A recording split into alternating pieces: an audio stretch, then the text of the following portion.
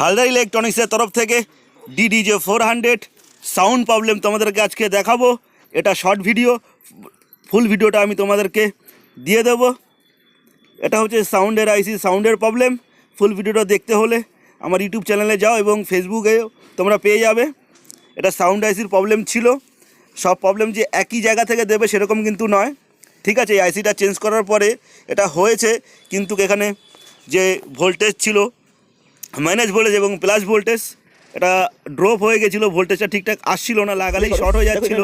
আইসিটা খারাপ হয়ে যাওয়ার পরেই হয়েছে, নতুন আইসি লাগালেও একই কেস হচ্ছে। তো এখানে আমি চেক করে নিয়েছি যে ঠিক আছে কি না।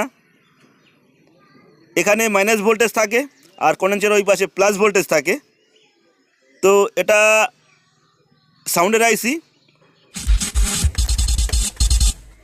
চলো ঠিক আছে, একদম ওকে। সবাই ভালো থাকবে, সুস্থ থাকবে। যদি কারো কোনো রিকোয়ারমেন্ট থাকে তো আমাকে কন্ট্যাক্ট